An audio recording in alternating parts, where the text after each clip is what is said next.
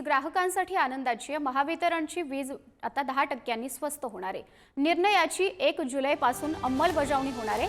5 वर्षात टप्प्याटप्प्याने 26% कपात करण्याचा मानस आहे। मुख्यमंत्र्यांकडून या निर्णयाचं स्वागत करण्यात आलेलं आहे।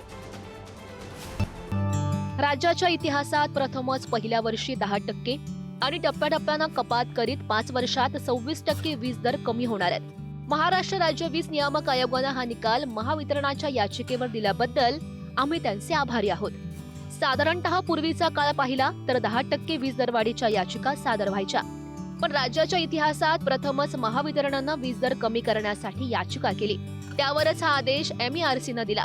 या आदेशाचा लाभ घरगुती ग्राहक, औद्योगिक ग्राहक आणि व्यावसायिक ग्राहक अशा तीनही वर्गवारीत होणार आहे।